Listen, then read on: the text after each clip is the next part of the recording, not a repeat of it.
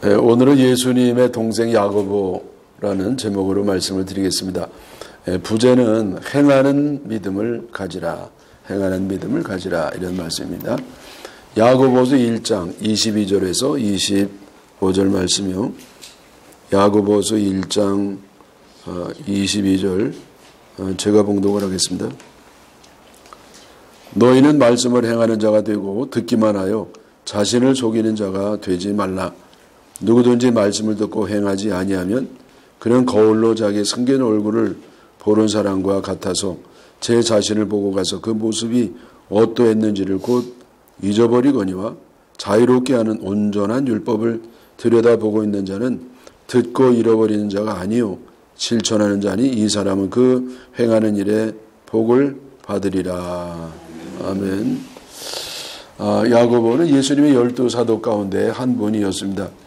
그는 세베대의 아들이라고 하잖아요. 그 성공한 어업가의 아들이었는데 그 세베대의 아들이 또 제자가 된 사람이 있잖아요. 그 요한이에요. 그래서 야고보는 요한의 형이었습니다. 그래서 그 예수님 제자 가운데에 이렇게 형제가 된 사람이 야고보와 요한이 있고요. 또 있는데 그 베드로와 안드레입니다. 그래서 12명 가운데에 4명이 2명씩 이렇게 형제가 되었던 것이었죠. 또 야고보라는 이름이 그 예수님 제자 가운데 또 있습니다. 그건 누구냐면 알페오의 아들 야고보라고 되어 있는데, 그래서 이 둘을 구별하기 위해서 요한의 형 세베대 아들 야고보는 대야고보, 큰 야고보라고 그랬고, 그리고 이 알페오의 아들 야고보는 그 소 야고보, 작은 야고보라고 그렇게 불렀습니다. 야고보는요, 그 우리가 잘 아는 것처럼 예수님의 제자 가운데 첫 번째 순교자였습니다. 제일 먼저 순교를 당했죠. 그래서 야고보는요, AD 44년경에 사사, 죽을 사자가 2개잖아요. 그래서 이 44년경에 헤롯 아그리파 1세에 의해서 참수형을, 목이 잘리는 형을 받고 죽었다고 전해집니다. 여러분, 우리 개신교에서는 별 그런 게 이제 많지 않습니다만은 그 구교에서는요, 그 12제자들에게 다 상징이 있잖아요. 그리고 그 서양의 오래된 그 그림을 볼 것 같으면은 제자들에게 다 상징이 있어요. 그래서 여기 그 야고보에게도 상징이 있는데, 그 상징은 조개, 조갑, 그 조개 껍질, 이만한 것으로 유명합니다.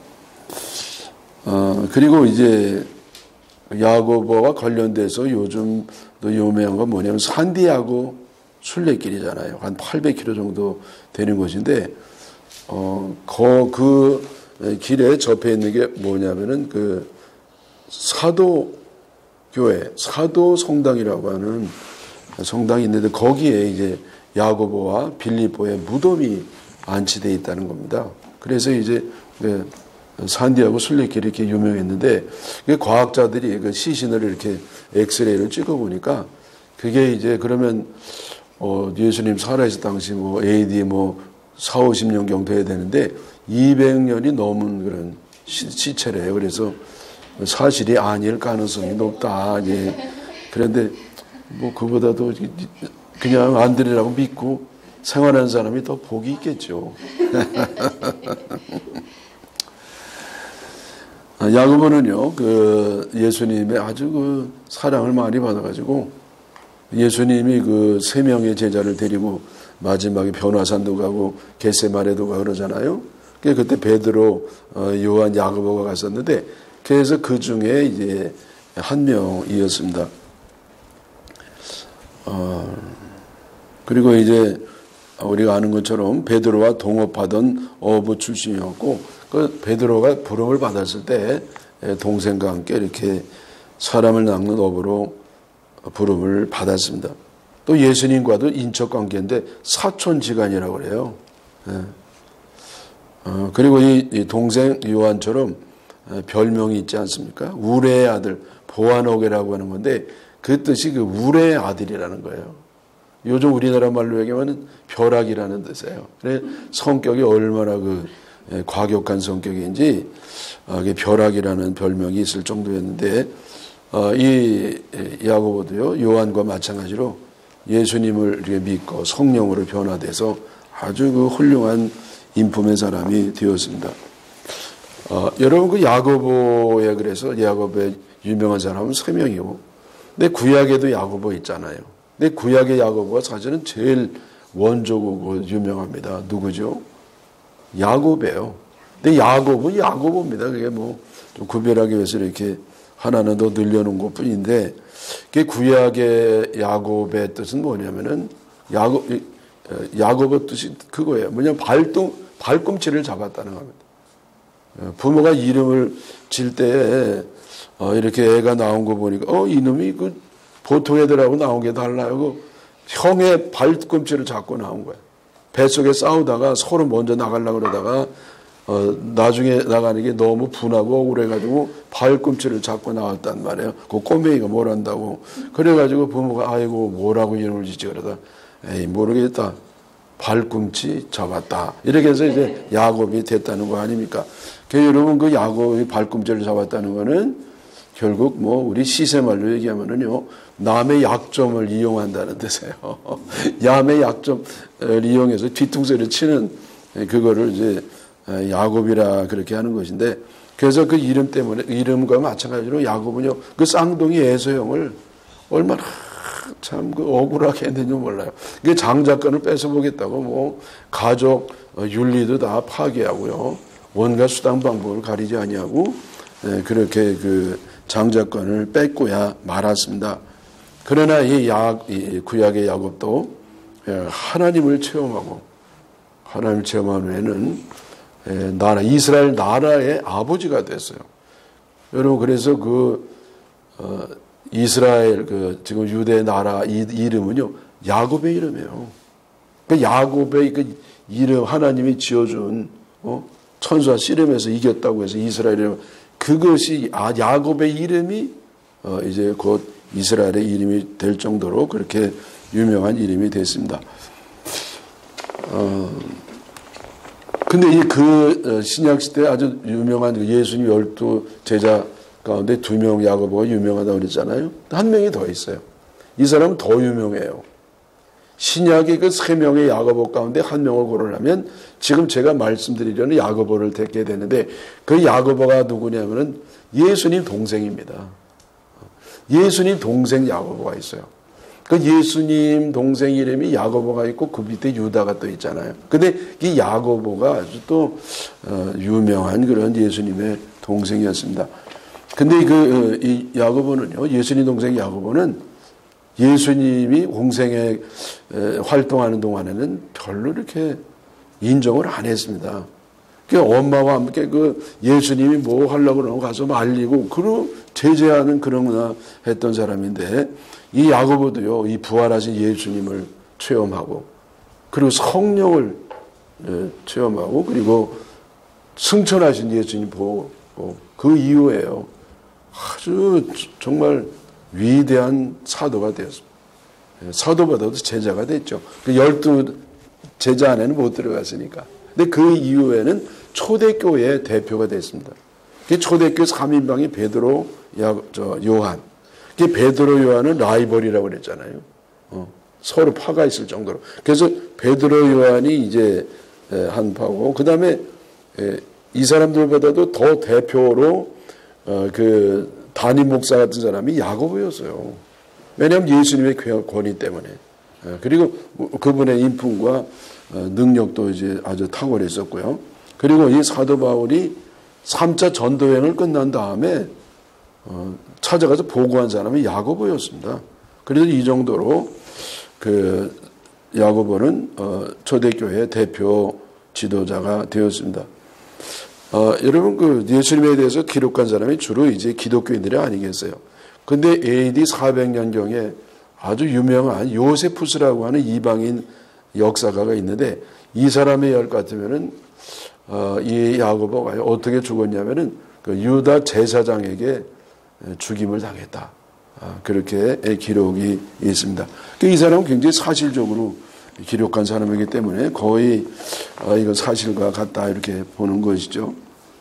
AD 45에서 49년에는 어떤 일을 했느냐. 이 야고보가, 예수님 동생 야고보가 야고보서를 집필했습니다. 야고보서. 그래서 우리가 지금 읽고 있는 야고보서는 예수님 제자 야고보도 아니고 알페의 아들 야고보도 아니고 예수님의 동생 야고보예요. 학자들이 그렇게 이제 인정을 하고 있습니다.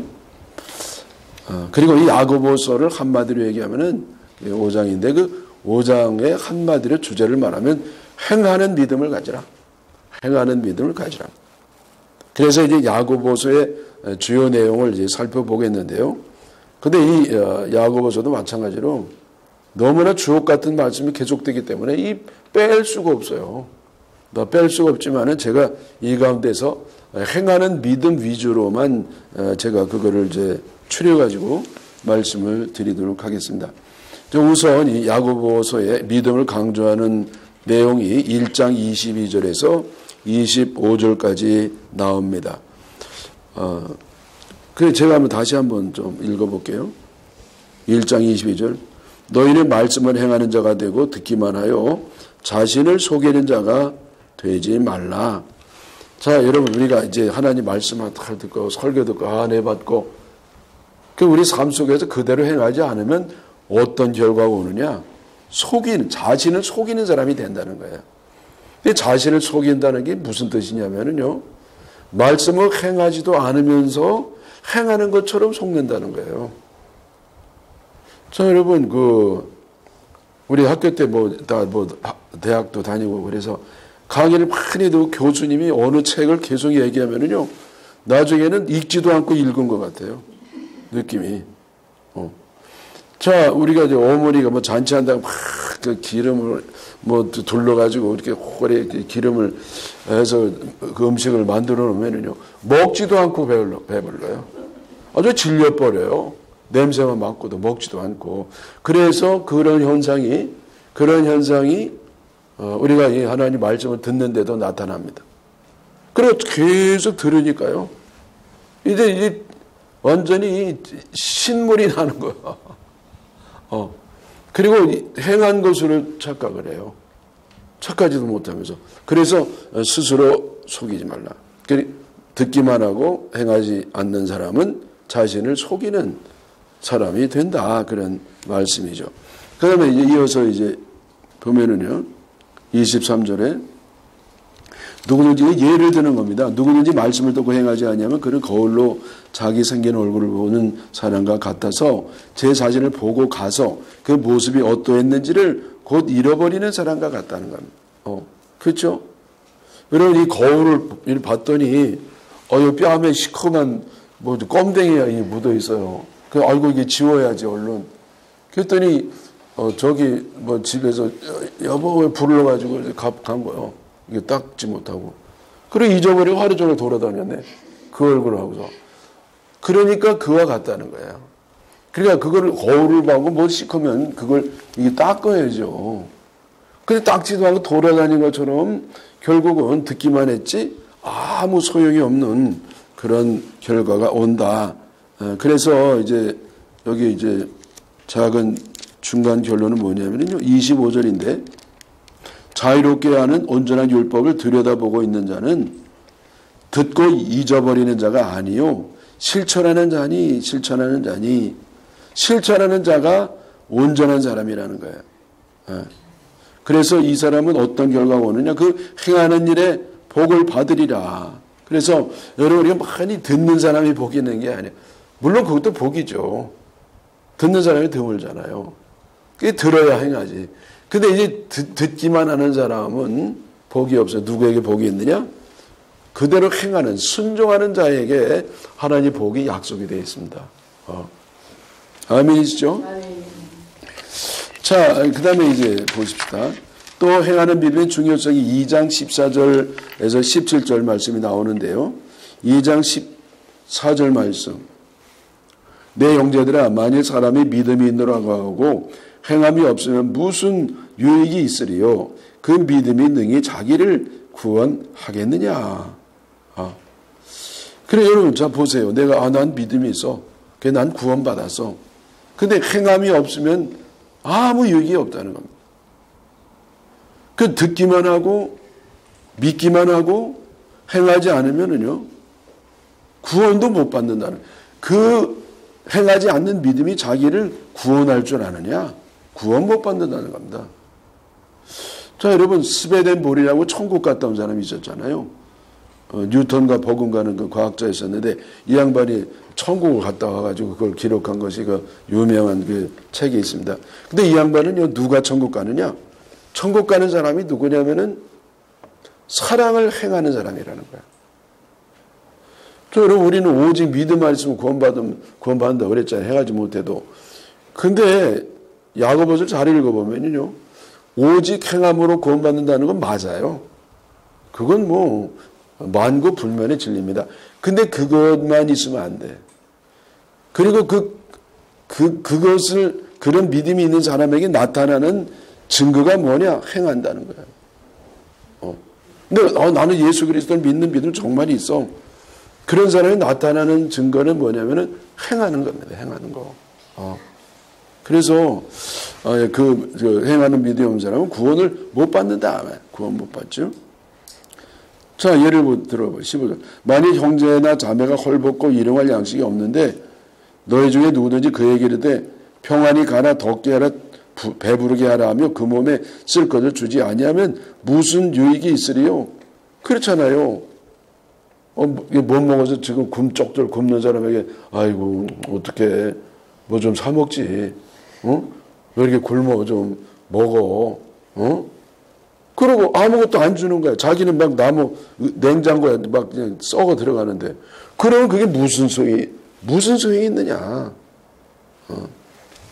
동의가 되시죠? 네. 동의가 안 되는 건 아니죠. 속으로 하면은 1등이니까. 자, 그래서 2장 17절에 보면은 이와 같이 행함이 없는 믿음은 그 자체가 죽은 것이라. 그래서 이 행함이 없는 믿음은요, 어떤 믿음이냐? 그 믿음 자체가 죽은 믿음이라는 거예요. 자, 여러분, 죽은 믿음은 믿음인가요? 자, 죽은 사람은 사람이에요. 그 시신은 사람이냐고요? 사람이었었죠. 옛날에 사람이었었지 지금은 사람이 아니에요. 하나의 그거는 그냥 유기체입니다. 썩어가는 그 물질에 불과한 것이죠. 마찬가지로 행하지 않는 믿음은 어떤 믿음이냐? 죽은 믿음이라는 거예요. 그러니까 존재하지 않는 믿음. 그 믿음은 사실은 없는 믿음이라는, 인정할 수 없다는 거예요. 그래서 여기 그 19절에 보겠습니다. 19절. 2장 19절. 내가 하나님은 한 분이신 줄 믿느냐? 잘하는도다. 잘한다. 귀신들도 믿고 떠느니라. 자, 여러분, 하나님이 한 분이라는 거는요, 우리만 믿는 거 아니라 귀신도 알아. 귀신도 하나님은 한 분인 걸 알고, 귀신도 떨고, 우리도 떨고, 그래서 하나님에 대한 지식을 갖고, 하나님 두려워하는 것은요, 우리만 있는 건 아니야. 마귀도, 귀신도 갖고 있는 믿음이에요. 그러면 귀신과 우리가 다른 점이 뭐냐 말이야. 근데 귀신은요, 알기만 해. 근데 우리는 알 뿐만 아니라 그대로 행하는 그런 사람인 줄 믿습니다.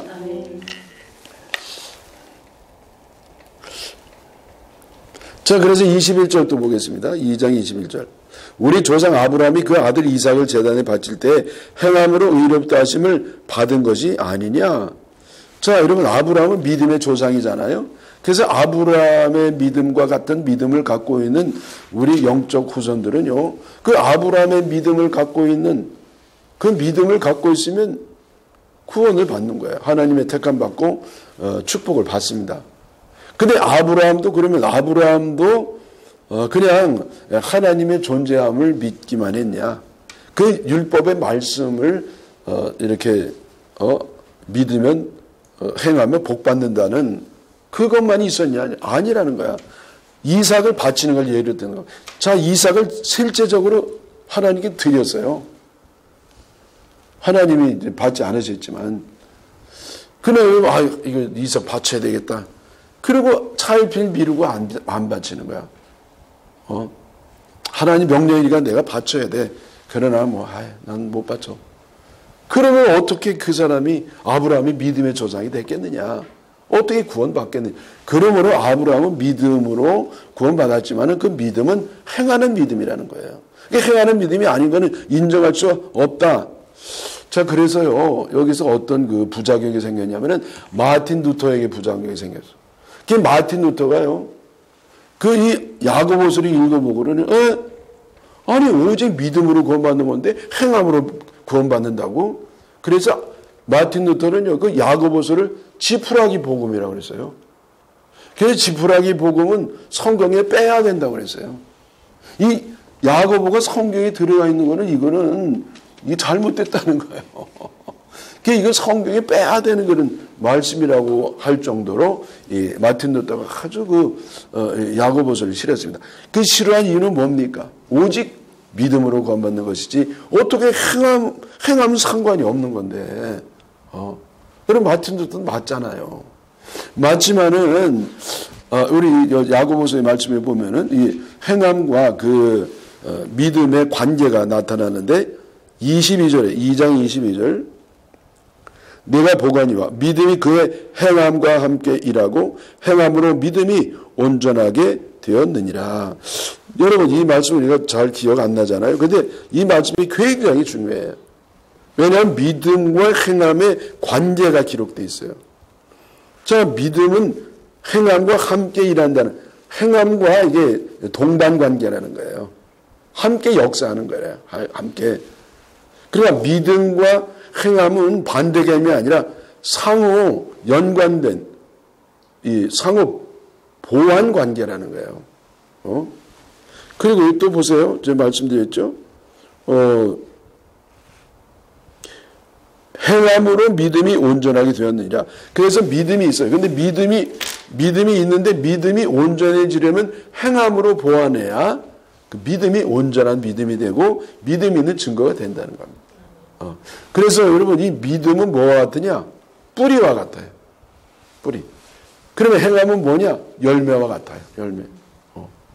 그래서 그 나무를 보려면 이 나무가 뭐냐고 알려면은 뿌리를 보아서 모른다는 거야. 여러분 뿌리 보고 무슨 나무인지 알아? 몰라. 그 뭐 보고 열매를 보면 알잖아요.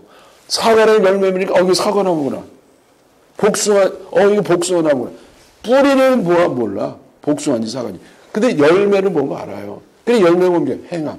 행함이 있으면 그 사람이 믿음이 있는 게 사실이고 진실이고 행함이 없으면 아무리 제 아무리 큰 소리 치고 그래도 소용없어요. 그래서 여러분 이게 굉장히 중요한 말씀입니다. 그래서 이게 성대 반대 개념이 아니야. 행함과 믿음은 반대 개념이 아니라 상호 보충, 보완하는 관계고 동전의 양면처럼 뗄래야 뗄 수 없는 앞이 있으면 뒤가 따라오는 것처럼 믿음이 있으면은 행동이 따라오는 그런 말씀인 줄 믿으시기를 바랍니다. 자, 그러면 구체적으로 뭘 행하느냐? 구체적으로 뭘 행하느냐? 여기 5가지를 제가 아주 줄여서 50가지가 있는데 한 5가지를 이제 줄여서 말씀하는데 너무 기가 막히게 하지 마세요. 제가 빨리 좀 끝날 겁니다. 첫째, 1장 19절. 내 사랑하는 형제들아 너희가 알지니 사람마다 듣기는 속히하고 말하기는 더디하며 성내기도 더디하라. 이제 말하는 걸 잘하라는 거야. 그 말을 어떻게 하느냐면은 듣기는 빨리 하고 말하기는 더디하라는 무슨 뜻이냐면은 말은 적게 하고 듣는 건 많이 하라는 거예요. 되게 거꾸로 하거든요. 되게도 자기 말하고 싶어가지고 말하면 막 자르고 말하잖아. 근데 충분히 듣고 말은 적게 하라는 거예요. 말 많은 사람이 실수도 많아요. 그래서 이 말을요 아주 줄이는 게 좋아요. 자, 여러분 이 신체 가운데 다 2개씩 있어요.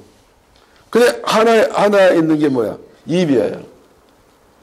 사실은 입이 2개여야 돼. 왜냐면 말하는 입, 먹는 입이 있으면 얼마나 좋아요. 하나만 해도 이쁜데. 근데 딱 이걸 하나로 만들어 놔가지고 왜 복잡하게 하셨느냐? 왜냐하면 말 줄이라 이거야.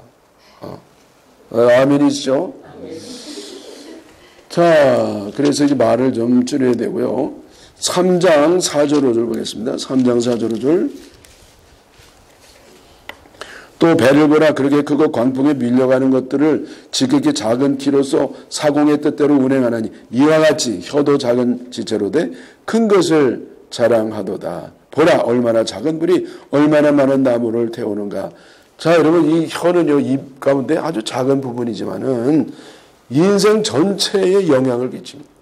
혀보다 영향 끼친 게 없어요.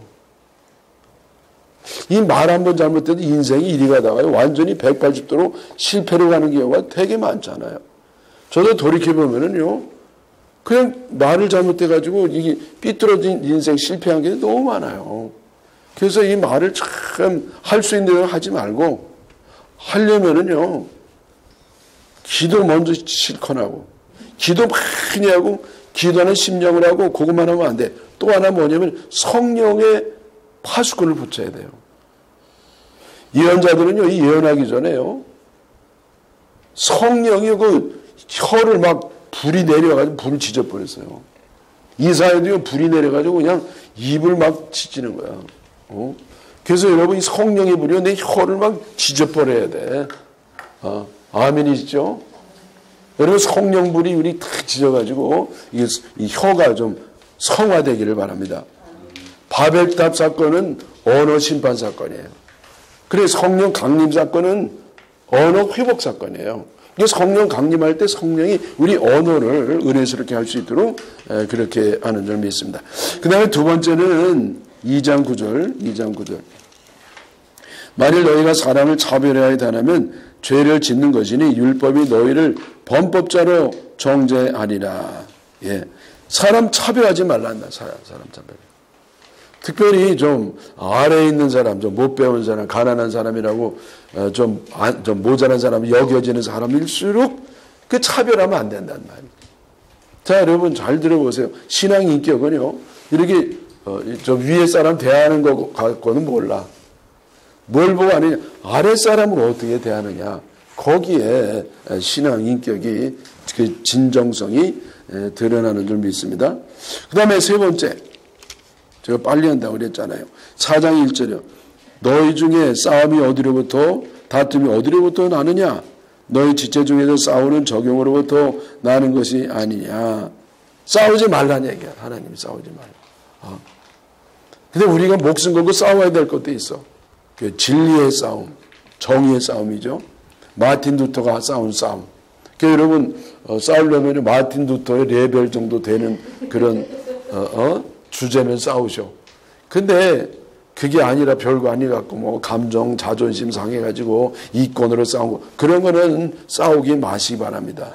그래서 여기 싸움이 왜 그 다툼이 어디서 나냐면은요, 정욕에서 난대요. 대개 왜 싸우냐 그래? 나는 하나님의 정의를 지키기 위해서 싸운데 땡, 거짓말이에요. 대부분 99.99%가 아니야. 마틴 루터 빼놓고 다 거짓말이야. 대개 자기 자존심이에요. 자기 존재감이야. 자기 이권이에요. 자기 명예심이에요.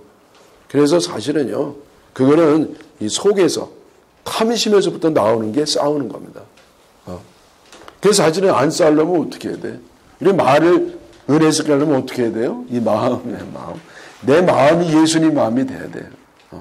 어떻게 예수님 마음이 돼야 돼? 성령으로 거듭나야 되는 줄로 믿습니다. 자, 그 다음에 네 번째 보십시다. 4장 11, 12절. 4장 11, 12절. 형제들아 서로 비방하지 말라.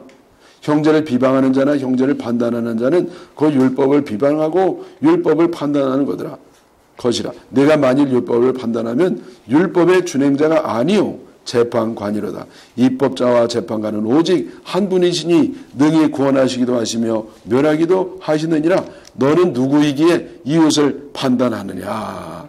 아주 그 단도직입적으로 팍 이렇게 물어보시잖아요. 여기 너가 누구겠어요?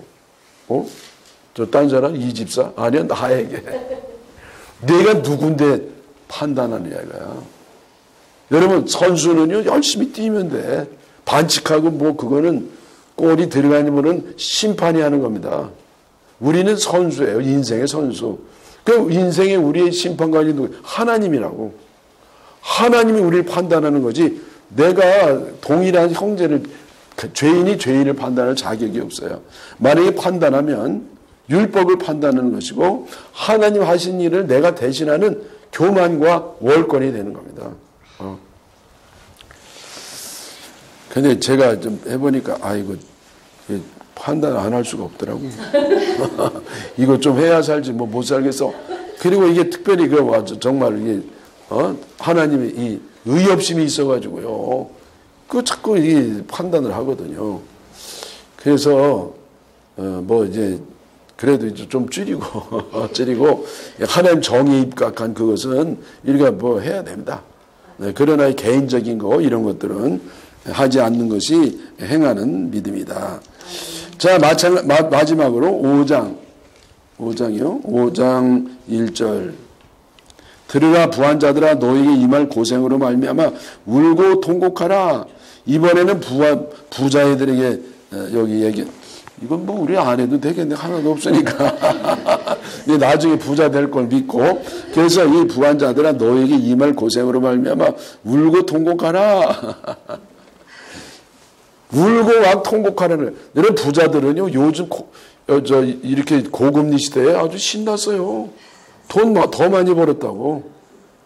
은행에 있는 사람은 은행에 돈 넣는 사람들은요 금리 더 오르기를 바래요. 대부분 90%는 죽겠는데, 그래서 지금 신나서 웃고, 뭐, 고급 양주 먹고 난리 났지. 그럴 일이 아니, 울고 통곡하라는 거예요. 너 지금 그럴 새가 아니다. 너 지금 떵떵거리고 잘 산다고 먹고 부어라 마시라, 아이고, 울고 통곡하라. 왜? 너에게 임할 고생. 너희들이 이제 앞으로 난리 났다, 너희들. 어떤 거예요? 봅시다. 4절 5절. 보라 너희 밭에서 추수한 품꾼에 주지 아니한 싹이 소리 지르며 그 추수한 자의 울음 소리가 만군의 주의 귀에 들렸느니라. 이 부자가 뭘 잘못했느냐? 자기가 먹고 쓰는 것을 자기가 쓰는 건 잘못 아니요 사실은. 자기 즐기는 거죠 근데 문제는 뭐냐면은 자기가 너무 잘 살아가지고 돈이 밑에서 썩어 들어가고 있는 동에 자기 가까운 곳에서 굶어 죽어 갔어. 나사로처럼. 나사로가 늘 잔치하잖아요. 얼마나 돈이 많으면. 근데 문간에서 거지 나사로가 죽었어요. 그러면 지옥 갑니다. 그걸 얘기하는 겁니다. 그래서 이런 사람들은 하나님이 그들의 눈물을 보시고요. 그들의 비명을 들으신 거예요. 그래서 여기 5절에 너희가 땅에서 사치하고 방종하여 살육의 날에 너희 마음을 살찌게 하였도다. 그래서 왜 돼지를 이렇게 꿀꿀거리고 막 담을 들이받아도 두거든? 왜냐면 더 좀 찌워서 살찌워서 잔칫날에 더 많이 먹으려고. 마찬가지로 너희들이 지금 이렇게 너무 너희만 알고 가난한 사람을 죽게 만들고 소외된 사람, 가난한 사람에게 무관심하고 너만 잘 먹고 배가 터지게 잘 살면 결국은 매를 버는 사람이란 말이죠. 아니, 죄송해요. 저는 이렇게 말하는 사람 아닌데 성경이 그런 뜻이에요. 자, 이제 결론적으로 야고보 1장 27절에 보세요. 야고보 1장 27절에 하나님 아버지 앞에서 정결하고 더러움이 없는 경건은 곧 고아와 과부를 그 환난 중에 돌아보고 또 자기를 지켜 세속에 물들지 아니하는 그것이니라. 자, 여러분 경건이 뭐냐 말이야.